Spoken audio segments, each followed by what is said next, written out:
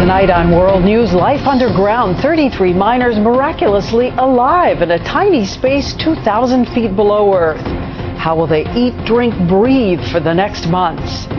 Egg detectives, how a custard tart led to the 2 farms that sent out more than 500 million recalled eggs. School stunner, how did a cash-strapped city spend $500 million on one public school? The marble, the murals. From ABC News headquarters, this is ABC World News with Diane Sawyer. Good evening. It's great to be back with you. And today, a riveting human drama thousands of feet below the earth. 33 Chilean miners facing months of life now in a tiny cavern. The mine collapsed 2.5 weeks ago. They sent up a scribbled message, "Estamos bien." And now the incredible struggle begins to get them food, water, and hope for the weeks the rescue may require. Jeffrey Kaufman is in Chile tonight. This video taken by an underground probe confirmed the news. All 33 men are alive. You can see one of them here. The men had journeyed down 7 miles of zigzagging tunnels when a section of the copper mine collapsed. After 2 weeks and 7 failed attempts, yesterday rescuers drilled a 6-inch wide hole 2,258 feet down. When they heard banging, they sent down a tiny camera. When it came back to the surface, there was a note from the eldest of the miners, 63-year-old Mario Gomez. "I want to tell everyone that I'm good," he wrote to his wife, "and we'll surely come out okay."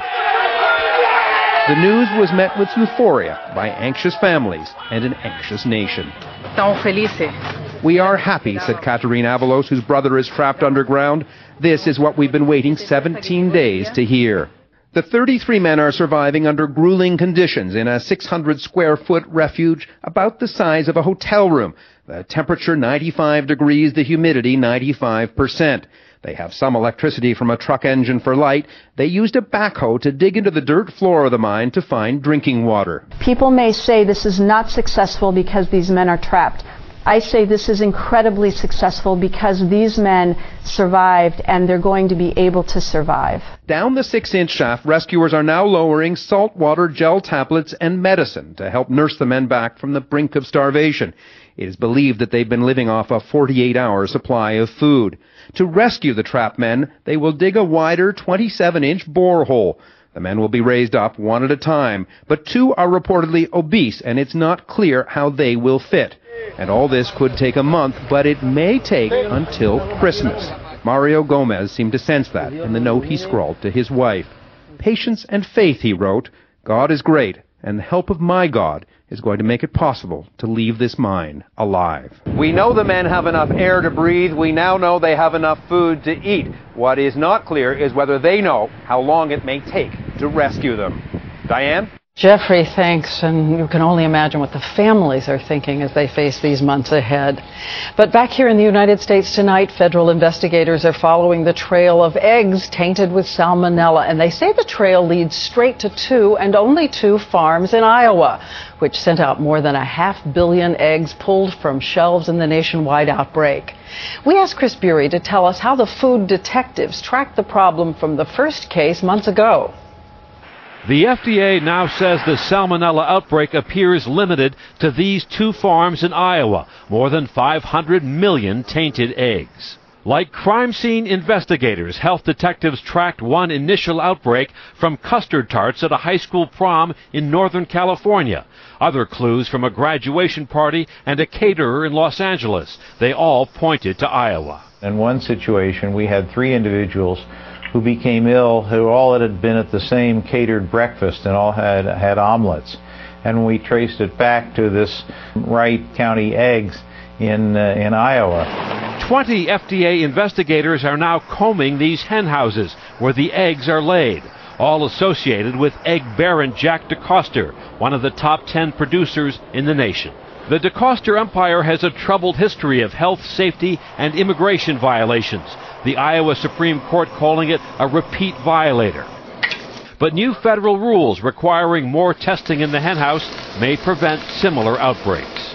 Salmonella is dangerous, causing diarrhea, nausea, and fever. It can be spread easily along the production chain, making it difficult to track. They send inspectors out to try to find the contaminated food. That can often take days, weeks, or even months. Already nearly 2,000 people have fallen ill. Today a new lawsuit was filed on behalf of an 11-year-old California girl. She was hospitalized for a period of 3 or 4 days and incurred significant in the tens of thousands of dollars in medical expenses. Late today, federal officials said no new disease clusters had been identified and no more recalls are expected, meaning the worst may be over. Chris Bury, ABC News, Galt, Iowa. Our thanks to Chris Bury. And tonight, another consumer rebellion may be brewing over credit cards. New rules are just taking effect meant to curb soaring fees. But it turns out the banks have another profit idea. By the way, there are almost 610 million credit cards out there, close to 3 for every single American.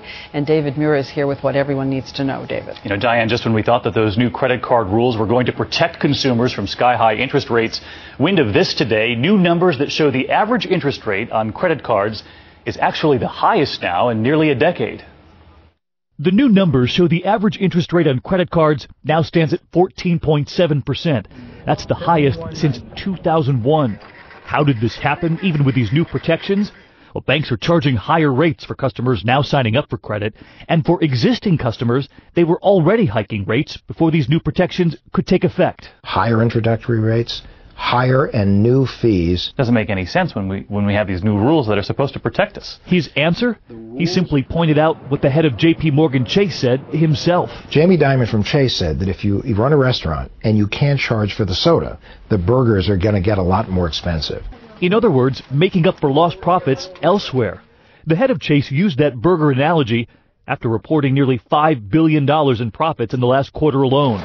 And we wondered, if the banks are making that kind of money, why do they need to raise rates at all? A lot of folks are looking at these numbers and saying the banks have simply found a way around these new rules. Oh, no, the banks are responding to the new rules. The banking lobbyists who fight for the banks in Washington told us today this is not about profits. So if it's not about making money, then why hike the rates? Well, we have to cover the costs. You have to cover the operating costs. Operating costs and delinquent accounts, they say. Customers told us today they've had it, charging less and paying balances more quickly. Every time I pay in full, so they don't charge me like extra fees. You don't take a chance. I'm definitely extra careful now compared to where I was. Paying the balance off on time. Yep, every month in full. In full. But you heard the banks there blame these rising rates in part on delinquent accounts.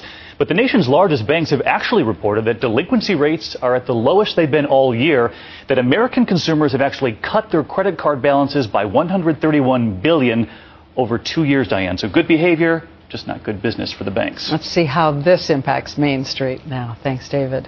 And on abcnews.com, by the way, /World News, break down the rate changes on your card. We have them all there. And also in Washington, an old debate revived late today. A judge ordered a temporary halt to federal spending on embryonic stem cell research. The judge agreed with an opponent who claimed the research involves destroying human embryos in violation of the law, and he ordered it stopped until a trial on the issue is held. Back here in New York, several hundred people spent Sunday in loud and dueling protests about the mosque near Ground Zero, for and against. The head of the mosque is on his third stop in the Middle East, sent by the U.S. to spread a positive word about being Muslim in America. And Sharon Alfonsi asks some more questions today about who he is. He candidly discussed his beliefs with Barbara Walters for her 2006 special on heaven. Do only Muslims go to heaven? The fundamental thing is you must accept God. You have to believe that there is a creator. The Jews, the Christians, whoever believes in God and does good will be saved. Raouf, who watched his father, a Muslim scholar, pioneer interfaith dialogue in the 60s in New York, went on to do the same thing after the September 11th attacks. Raouf was the imam or head priest of a New York mosque just 12 blocks from Ground Zero. Do you believe that a suicide bomber goes to heaven? One of the things that we are taught is never to say somebody will go to hell or somebody will go to heaven. It is up to God to decide.